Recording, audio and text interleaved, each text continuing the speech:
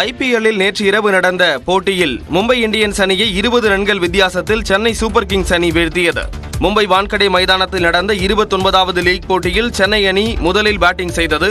ருதுராஜ் கெய்க்வாட் மற்றும் சிவம் துபே அதிரடியாக விளையாடி அரை சதம் கடந்து அவுட் ஆக்கினர். 20வது ஓவரின் கடைசி 4 பந்துகளை சந்தித்த MS தோனி 3 தொடர் சிக்சர்களுடன் 20 ரன்கள் சேர்த்தார். இதனால் 20 ஓவர்களில் 4 விக்கெட்டுகள் இழப்பிற்கு சென்னை அணி 206 ரன்கள் சேர்த்தது. பின்னர் களமிறங்கிய மும்பை அணியில் தொடக்க வீரர் ரோஹித் சர்மா நங்கூரம் போல நிலைத்து நின்று ஆட, மறுமுனையில் மற்ற வீரர்கள் பெரிதாக ரன் சேர்க்கவில்லை. இதனால் 20 ஓவர்களில் 6 விக்கெட்டுகள் இழப்புக்கு 186 ரன்களை மட்டுமே சேர்த்த மும்பை அணி 20 ரன்கள் வித்தியாசத்தில் தோல்வியடைந்தது. ரோஹித் சர்மா மட்டும் கடைசி வரை ஆட்டமிழக்காமல் 63 பந்துகளில் 105 ரன்கள் குவித்தார். ஐபிஎல்லில் தனது 2வது சதத்தை அவர் பூர்த்தி செய்தார். வெற்றி பெற்ற சென்னை அணி புள்ளி பட்டியலில் 3வது இடத்திலும், தோல்வியடைந்த மும்பை அணி 8வது இடத்திலும் உள்ளன.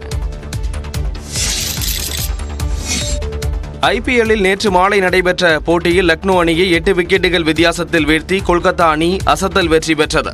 நடப்பு தொடரின் 28வது லீக் போட்டி கொல்கத்தாவில் உள்ள ஈடன் கார்டன் மைதானத்தில் நடந்தது. முதலில் பேட்டிங் செய்த லக்னோ அணியில் கேப்டன் ராகுல் 39 ரன்களும் நிக்கோலஸ் பூரன் 45 ரன்களும் சேர்த்தனர். மற்ற வீரர்கள் பெரிதாக ரன் சேர்க்காததால் லக்னோ அணி 20 ஓவர்களில் 7 விக்கெட்டுகள் இழப்புக்கு 161 ரன்கள் எடுத்தது. இதையடுத்து 162 ரன்கள் சேர்த்தால் வெற்றி என்ற இலக்குடன் களமிறங்கிய கொல்கத்தா அணியில் தொடக்க வீரர் பில்சால்ட் 47 பந்துகளில் அதிரடியாக 89 ரன்கள் குவித்து மிரட்டினார். இதனால் அந்த அணியின் வெற்றி சுலபமானது.